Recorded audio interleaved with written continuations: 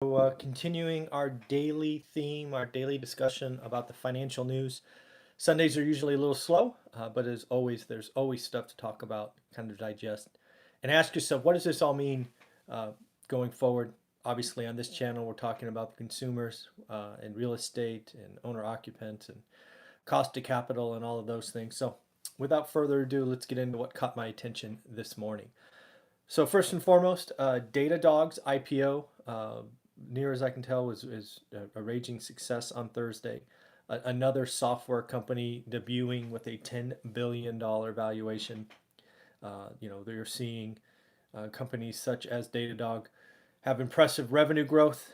Great because they're cloud-based, right? SaaS-based, so they're getting monthly revenues. They're seeing what when a company was spending $100 last year, they're now spending 150. So they're seeing people come to their business and more importantly stay with their business.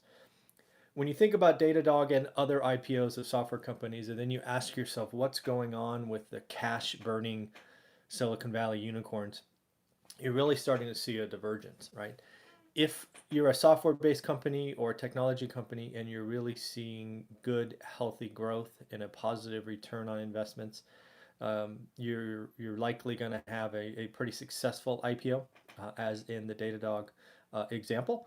However, if you were really a cash burning enterprise, a la Lyft, a la Uber, and the most recent painful example, WeWork, you're starting to see the market wake up. You're starting to see all unicorns are not created equal.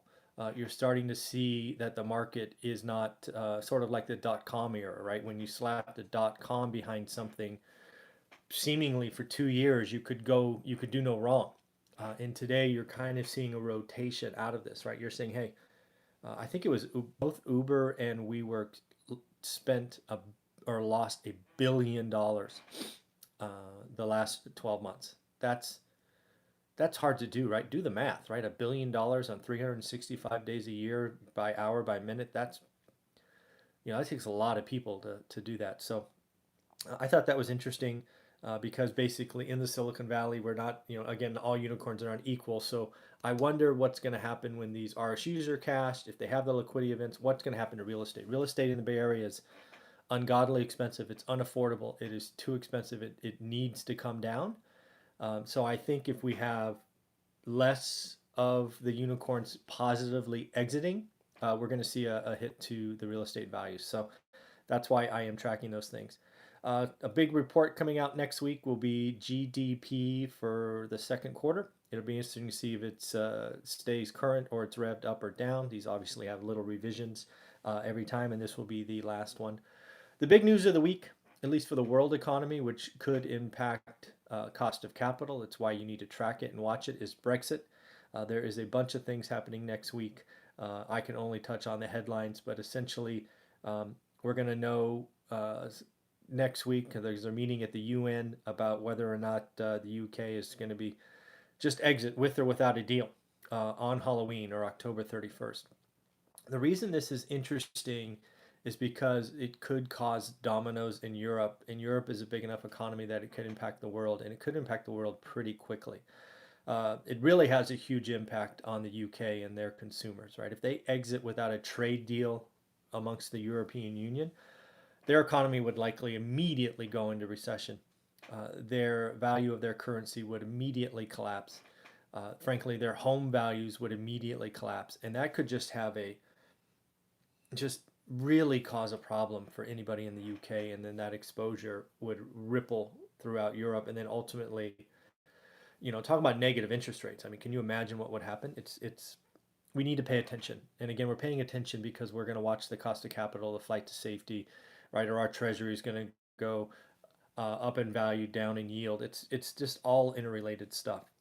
Another thing I saw is Blackstone is correctly highlighting, in my opinion, that hey, even a small trade war, I don't know what you want to call it, truce agreement will have a positive impact.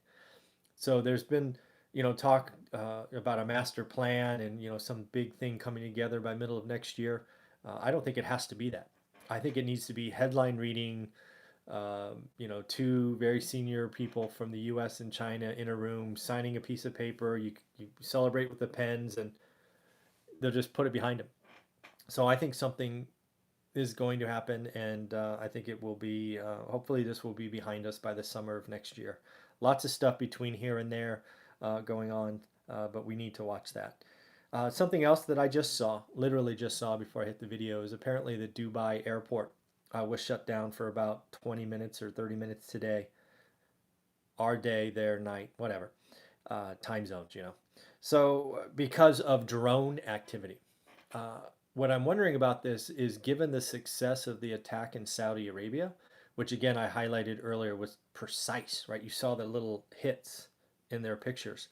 Um, I'm wondering if that's going to become the new way to cause fear, uncertainty, and doubt, terror, whatever you want to call it, right? Are people going to be launching drones and, unmanned drones, frankly, and, causing either hysteria or all out, you know, bad things, right?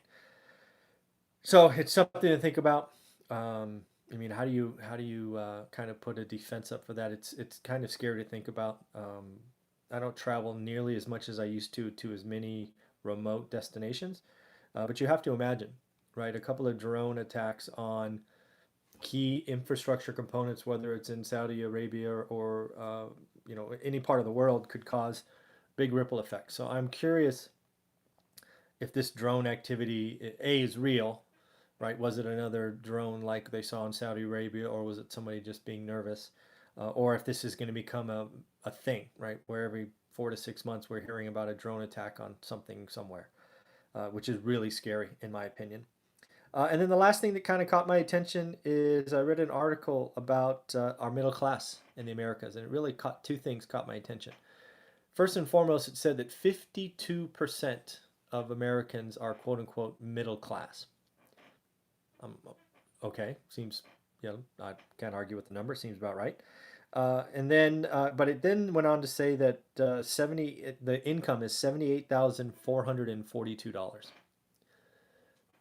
All right, you make 80 grand, you're considered middle class. And I just want to talk about that for a minute because again, I talk about it all the time, folks. It's not about how much you make. It's how much you spend or keep, right? If you make $80,000 or $800,000 and you spend 110% of what you make, you are in trouble. I don't care if you make 800 grand. If you make 800 grand a year but you spend 900 grand, you're done. You're going out, you're bankrupt, right? First off, 800 grand is really only 400 grand after taxes. And if you're really spending 900 grand, which is after taxes, you're done. Not good. So all of these numbers talking about income, in my opinion, are misguiding Americans. And I say this as someone who tracked them, right? I tracked my income level forever because I thought it was the measure of a person. It's not. It's how much you save, you keep. It's understanding your needs, your wants.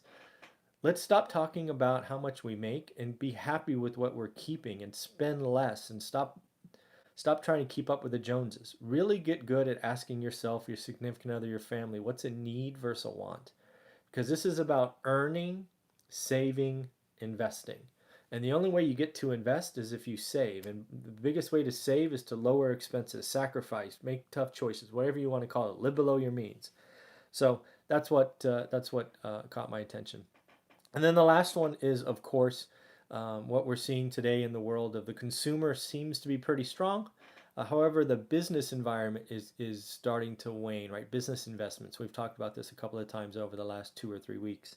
And what I mean by that is I'm wondering is if can the business investments, if that continues to be soft, will that eventually roll into the consumer? Right now, it's pretty divergent. Consumers are 65% of the economy, business is 35. The consumer is clearly leaning forward, and we're okay. But I am wondering at what level does the lack of business confidence ripple through? So, all interesting stuff. Great day. Did want to let you know I'm about to do another live session about rent control. I've done a bunch of reading on it the last couple of days. I just want to put some thoughts out there and start a discussion. So I'm going to be doing that probably in the next 10 minutes or so as I get ready for that. if you join me for that, wonderful. If not, have a great weekend, and of course, enjoy your day. Take care.